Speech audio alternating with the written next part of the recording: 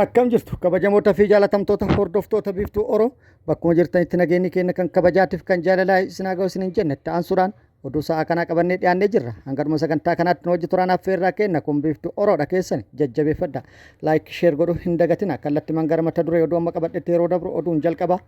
Itiyoophiyaan riifoormii diinagdee maayikiroo cimsuudhaaf baankii addunyaa deeggarsa gaafattee jirti. Dabalataa odeeffannoo kanaa qabannee jirra isin biraan kenna. Oduun itti aanu lammiileen Itiyoophiyaa Saawud Arabiyaatti yeroo dheeraaf rakkoo garaagaraa keessa turan 3,400 ol gara biyyaa deebi'anii jiru. Dabalata odeeffannoo kanallee qabadhee jirra. Oduun itti aanu oduu oolmaa Oromiyaatti. Oduu oolmaa Oromiyaatti lolli loltoota mootummaatti waraana bilisummaa Oromoo gidduutti deemaa jiru. Akkuma itti fufetti jira.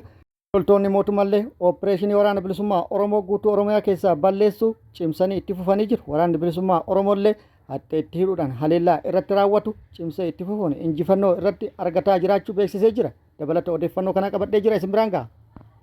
Oduu biyya alaatiin Ilihaan Omar waltajjii irratti haasaa taasisaa osoo jirtu namni tokko dhangala'oo waan isaa hin beekamin istiriinjiidhaan irratti gannaqee jira. Taatee kanaan wal qabate waa hedduu ta'anii jiru. Waa hedduus dubbatamanii jiru. Taatee kanaan wal qabate pirezidaantiin Ameerikaa Doonaald Tiraamp maal jedhe kan jedhus qabannee jirra. Wanti hedduun illee jedhamee jira isin biraan kenna.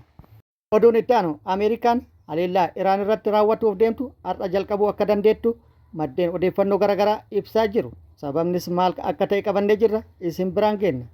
Oduu kanneenii fi kan biroo wajjin guutuu oduu wajjin isin wajjin kan turu ani Bariisoo Ganamooti. Guutuun oduu wal duraa duubana akka itti aanu kanatti isiniif dhiyaata. Nu wajjin turuun itti boharaa isiniin jennee jirra. Affeeramtanii jirtu kallattii mangara oduu isin dabarsa. Itiyoophiyaan riifoormii diinagdee maayikiroo cimsuudhaaf baankii addunyaa deeggarsa gaafatte jedhamee jira.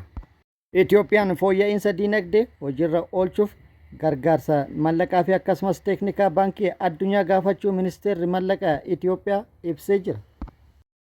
Marii ministeera mallaqaa Ahmad Shidee fi daayireektara ol'aanaa baankii addunyaa Waankaay Zihaan gidduutti gaggeeffameen mallaqni deeggarsaa fi Itiyoophiyaan gaafatte kun riifoormii diinagdee mootummaan Itiyoophiyaa hojiirra oolchuuf akkasumas oolchaa jiru kan gara damee dhuunfaatiin hoogganamutti ceesisuuf kan kaayeffate ta'uu ministeerri Ahmad Shidee Waankaay Zihaangeef himanii jiru jedhamee jira. Oduun itti aanu lammiileen Itiyoophiyaa 3,400 ol ta'an torbee tokko keessatti Saawud Arabiyaa irraa gara Itiyoophiyaa deebi'anii jiru. Torban darbe lammiileen Itiyoophiyaa 3,422 ta'an Saawud Arabiyaa irraa gara biyyaa deebi'anii jiru jechuudha. Ministeerri dhimma dubartootaa fi hawaasummaa beeksisee jira. Kunis fulbaana asitti lakkoofsi lammiilee gara biyyatti deebi'anii gara 45,000 fi 93tti ol kaasee jira jechuudhaan ibsamee jira. Ministeerichi ibsa torbee kana baase lammiileen gara biyyatti deebi'an kunneen balallii idilee 14 ta'uu ibse. Isaan keessaa 3,337 dhiira 82 dubartoota fi akkasumas daa'imman 3 ta'uu ifoomsee jira. Oduun itti aanu ogeeyyiin fayyaa Oromiyaa godinaalee garaagaraa keessa jiran kaffaltiin hojii yeroo sa'aatii dabalataa yookaan diyuutti nuuf haa kaffalamu jechuudhaan mormii fi gaafii isaanii itti fufanii jiru. Ogeeyyiin fayyaa godinaalee garaagaraa kun irra deddeebi'uun gaafilee kana dhiyeessaa jiraatanis deebii argachuu hin dandeenye. Gaafiin isaanii itti fufee jira. Gara mormittis cehaa jira. Ogeeyyiin fayyaa Oromiyaa kun har'a bakkoota garaagaraatti mormii gaggeessanii jiru. Ogeeyyiin fayyaa hiriira mormii gaggeessuudhaan sagalee dhageessifataa turan ogeeyyii fayyaa godina Arsii Lixaa hospitaala Dodolaa, ogeeyyii fayyaa aanaa Sabbataa Hawaas hospitaala Diimaa, ogeeyyii fayyaa godina Shawaa Kibba Lixaa aanaa Wancii buufata fayyaa Dullaalee, achuma Shawaa Kibba Lixaatti ogeeyyii fayyaa buufata fayyaa Buusaa kanneenii fi kan biroollee yoo ta'an ogeeyyiin fayyaa kunneen dhaadannoolee garaagaraa dhageessisuun hiriira mormii gaggeessuun sagalee isaanii dhageessifatuun kaffaltiin hojii yeroo sa'aatii dabalataa nuuf haa kaffalamu jechuun irra deebi'uun gaafatanii jiru. Akkasumas kaffaltii hojii sa'aatii dabalataa kana isaanii kaffalamuu dhabuun rakkoo garaagaraatiif saaxilamne jedhanii jiru. Tokkoffaa hamilee hojiif qabnu nu hubee jira. Lammaffaa qaala'insa jireenyatiin wal qabate rakkoo hamaa keessa jira jechuudhaan yaada isaanii kan ibsatan yoo ta'u mootummaan hatantamaan rakkoo kana akka furu gaafatuudhaan nuuf haa kaffalu jedhanii jiru. Oduun itti aanu oduu oolmaa Oromiyaatti. Oduu oolmaa Oromiyaatti lolli loltoota mootummaatiif waraana bilisummaa Oromoo gidduutti Oromiyaa bakkoota garaagaraatti gaggeeffamaa jiru akkuma itti fufeetti jira. Haaluma kanaan lolli loltoota mootummaatiif waraana bilisummaa Oromoo gidduutti giddugala Oromiyaa Shawaa Kaabaa aanaalee garaagaraa keessatti gaggeeffamee jira. Shawaa kaabaa aanaalee garaagaraa keessatti humnoonni mootummaa maqaa Opereeshinii Waraana Bilisummaa Oromoo balleessuu jedhuun bobba'anii waraana bilisummaa Oromoo balleessuuf sakattaa isaanii itti fufanii jiru. Waraanni bilisummaa Oromollee bakkoota garaagaraatti hadhee hidhuun haleellaa irratti raawwataa jiruun hedduu isaanii hojiin ala taasisuun injifannoo irratti argadhe jedhee jira. Haaluma kanaan aanaa warra jaarsoo fi aanaa kuyyutti loltoota mootummaa maqaa waraana bilisummaa Oromoo sakatta'uu jedhuun bobbaate irratti waraanni bilisummaa Oromoo haleellaa raawwateen miidhaa guddaa irratti dhaqqabsiisuudhaan hedduu hojiin ala taasisee injifannoo irratti argadhe jedhee jira. Waraanni bilisummaa Oromoo guutuu isaa yeroo itti aanutti qabannee dhufna. Ilihaan Omar irratti dhangala'oo waaniin isaa hin beekamin irratti gannaqamee jira yookaan biifamee jira. Gochi kun kan raawwate osoo isii waltajjiirratti haasaa taasisaa jirtu yoo ta'u kan raawwatames akka sa'aatii lakkoofsa Ameerikaatti galgala naannawa sa'a 3tti. Ilihaan Omar walgahii qabdi turte. Walgahii isii irratti namoonni hedduun hirmaatanii jiru. Walgahii irratti haasaa taasifteen Kiristiin Noom aangoo gadi dhiisuu qabdi. Aangoo gadi dhiisuu baannaan impiich goona. Impiich isii godhuudhaaf aartikilii qopheessaa jirra jettee haasaa yeroo taasiftee booda namni walgahii kana irratti hirmaate tokko walgahii keessaa ka'uudhaan istireenjidhaan dhangala'oo waaniin isaa hin beekamin tokko irratti biifee jira yookaan irratti gannaqee jira. Dhangala'oon namni kun irratti gannaqe jedhame kunis baay'ee xiraawaa fi kan foolii ajaa qabu jedhamee jira. Namni dhangala'oo kana irratti gannaqe kun maqaan isaa Antoonii J. Kaazmiir Zaak kan jedhamu akka ta'ee fi nama ganna 55ti jedhamee jira. Namni dhangala'oo kana irratti gannaqe kunis bakkumatti kan to'atame yoo ta'u isiin immoo dhangala'oon kun hamaa ta'uu danda'a.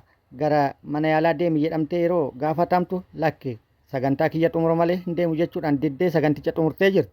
Ate kanaan wal qabatee pirezidaanti Ameerikaa Doonaald Tiraamp dhimma kanarratti yaada maal qabda jedhamee yeroo gaafatamutti dhimmicha ani hin agarre viidiyoo isallee hin agarre ta'ullee gocha kana Ilihaan ofumaa isiiti raawwachuu dandeetti nama akkas raawwatu qopheessitee isii waan waliin dhooftuu taateef hin amanamtu jechuudhaan dubbatee jira.